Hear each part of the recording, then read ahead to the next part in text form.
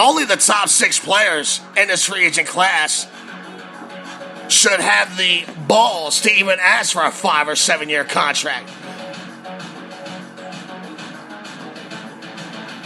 I mean, who are all these 5 and 7 year contracts we're talking about? We're talking about 6 guys that have the ability to ask for that. Now, they'll get denied, but we're talking about 6 guys out of 140. We're talking about Hosmer, Moustakas, Darvish, Jake, and Lynn. That's it. And JD. And that's it. Everybody else on that fucking list of free agents, no, but they're not asking for 5 and 7 years. Get real. No starter pitching has been given more than a 3-year contract this offseason. Now, without going to your Google machine, can you tell me which pitcher that was? What starting pitcher got the biggest contract this year?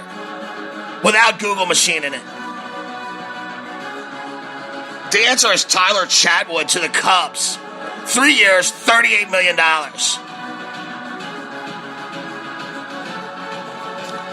Only those top 5, 6 guys are asking for 5, 7 years. Jule Chassin, Michael Pineda, Drew Smiley, they got 2-year deals. Sabathia, Miguel Gonzalez, Doug Fister, Wally Peralta, Edwin Jackson, Chris Medlin, Jordan Lyles, Travis Wood, Chris Volstad, they all received 1-year deals. Let me ask you something. The Orioles have, it's well chronicled, right? I say this every fucking week. The Orioles have 2 starting pitchers, and they're getting ready for pitchers and catchers to report, right? So at this point, I'm not counting Miguel Castro and Stephen Wright and Alec Asher and all these other fucking Gabriel Yanoas. We got 2 starting pitchers. You think John Lackey's asking for a fucking 5-year deal? Do you? You think Jason Vargas wants a 5-year deal? What about Hector Santiago? You think he wants a 5-year fucking deal? No. Not all these pitchers are asking for 5-year deals. Chris Tillman is asking for a goddamn 1-year deal with a pillow contract. Look, I'm going to tell you, there's no reason whatsoever why we should be going in to spring training with all these players on the market. There's no reason whatsoever. And I can't prove collusion. I've already said it a million fucking times. It's just like the whole Colin Kaepernick thing in the NFL. But there was definitely collusion against signing that guy to play for their football team. And there's collusion going on here too. But here's the thing about collusion, you just can't prove it. It's not like people are going to be sending each other texts and shit. It's an unwritten, written agreement between these guys. I mean, I could sit here and tell you, I could list off name after name after name of guys who are looking for, you think Dickerson's looking for a 7-year contract? No.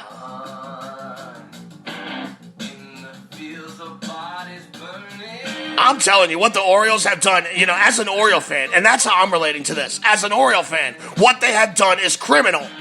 2 goddamn starting pitchers.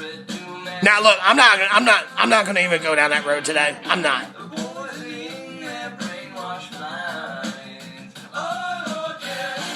But I'm Jake the Snake, and I set frickin' standards. And you can look around, and I get, ever since I said the whole C word on the Arbitration Blues podcast show, you can go check it out on the archives. It's nothing but people glomming on. And I know these people listen to this show.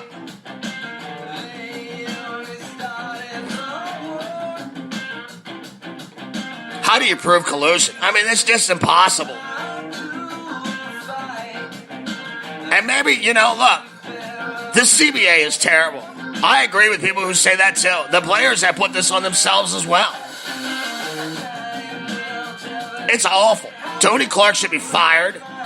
Anytime that money is not being spent in the offseason, alarms should be going off in MLB PA headquarters. I'm telling you. This goddamn league makes way too much money to not be playing guys. Not everybody wants a 5-year contract. Not everybody wants a 7-year contract. Hey, did Jay Bruce sign for a 5-year contract? No, he did not. What about Lorenzo Cain? Did he? Carlos Santana? Did he? No, there's many players out here who are not looking for 5-year contracts. The fact that there's 140 goddamn players still on this market is criminal. It's criminal. All these people jealous of what a goddamn person makes. And I told you before, I stand up for workers. Not just baseball workers. Workers in their everyday life. Fuck these owners and management motherfuckers, man. The worker, the grinder who goes out and makes, lines these pockets of these ass clowns. Half the time, you work in a hospital, you could never afford to fucking get taken care of it. You work in a restaurant, you could never take a date to. You work in a hotel, you could never fucking afford to stay in overnight. You're a landscaper in a yard of a fucking house you'll never own in your life. Management, owners, they can blow me. I am anti-management, and I always will be. I'm on the side of the players.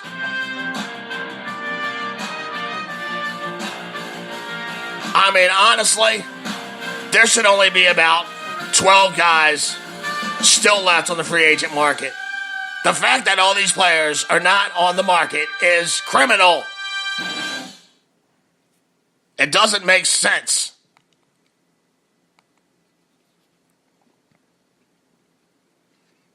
And I went back and I listened to my shows. And I was surprised because I noticed a kind of a theme going on from show 1 to now. And by show 3, I hear it in my voice like, what's going on? Why aren't guys getting signed? I mean, the only deal that has gone the players' way this year is Wade Davis. He's the only player, in my opinion, that got overpaid at all. And sometimes players should get overpaid. The owner shouldn't win all the time. My God. I mean, does anybody else care that there's 140 guys still out there not signed? Am I the only one? And look, maybe it's for selfish reasons. My team has 2 starting pitchers in their rotation, ready to go to fucking pitchers and catchers. They have more catchers than starting pitchers. I don't care. Go get John Lackey. Go get Jason Vargas. Those guys are not looking for 5-year deals. Go sign them.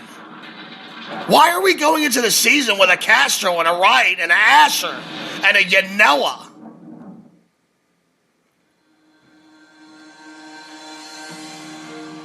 I don't know, man.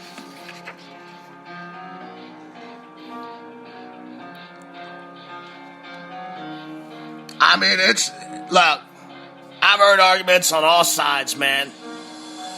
And I just don't trust owners. I just don't trust managers. I don't trust them in my everyday life. And I certainly don't trust a pro athlete owner. Because it's like I told you from the start.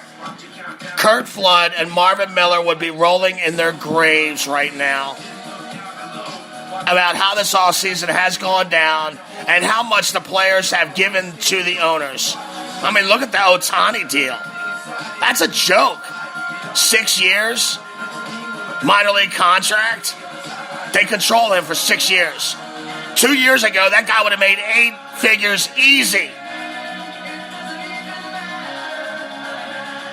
All these salary dump trades, the Chase Headley deal, the Dodgers and the Braves. Miami trading Stanton.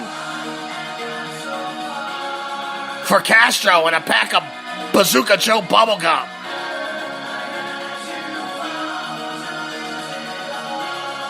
All the relievers are signed. Well, thank fucking God for that.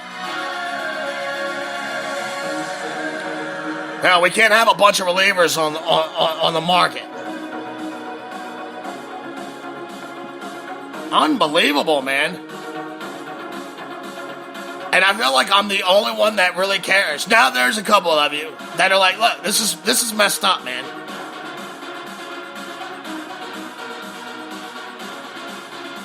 And I understand some of you teams have fought hard to get under the threshold. I get it. You know, you've been spending money like crazy for the past 5 years chasing that ring.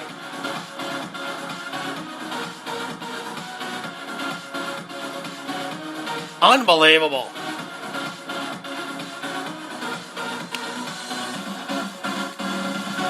You're listening to the Jake Robinson Sports Experience, coming out of Pawleys Island, South Carolina. And I just got down into it, and, you know, I just gave it to you all. That's pretty much what's happened for the week.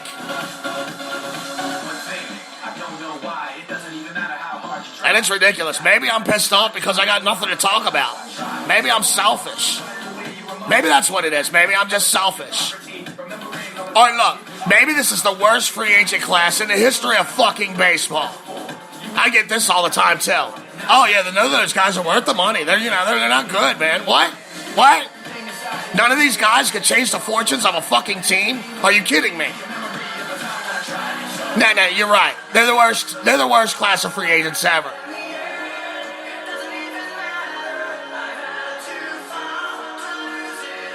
The truth is, there's no excuse for it.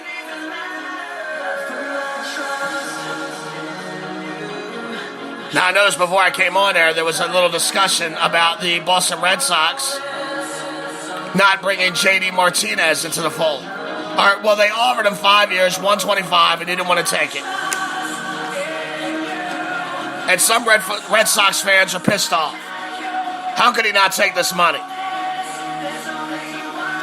Well, I'm going to tell you right now, Boston, and I said this a couple weeks ago, but some of you guys are new in here, and I'm going to tell you right now, the Red Sox are going to thank their lucky stars he didn't take that contract. Look, I'm not forgiving a Yu Darvish 5 years, 7 years. I'm not. Don't get me wrong. I would never give Yu Darvish those years. I wouldn't even give Arrieta those years, and I like Arrieta better than I like Darvish.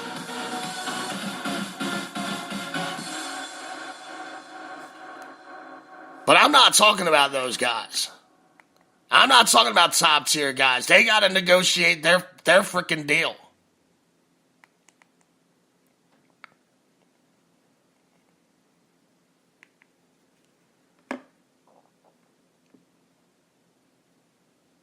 And it's just, you know, the Red Sox, first of all, I do this sometimes too, but we as fans, we do this a lot. We hear one guy say something, and then another guy says it, and another guy says it, and we just accept it as fact. And what have we heard all offseason? The Red Sox need to get power. They need to get power. They need to get power. And, you know, I was guilty of it too. Yeah, you're right. They need to go out and get J.D. Martinez. You're right. You're right. But you know what? Sometimes you got to actually take the fucking roster out and look at it. The Red Sox do not need to spend that kind of money on a J.D. Martinez. Not to compete with the Yankees. Look, I said it a couple weeks ago. You're the Boston Red Sox. You're in the market for a J.D. Martinez. Why? Because you think you're going to outslug the New York Yankees? You think you're going to out-hit the New York Yankees because you got J.D. Martinez? That's what you think? Well, you're looking at the problem all wrong, my friend. You are not going to out-hit the Yankees, but you better out-pitch them. You better get some arms in your rotation, in your bullpen that can get outs. I said it a couple weeks ago. If you're going to spend any money like that, you're better served putting it into a Jake Arrieta or trading for a Zach Greinke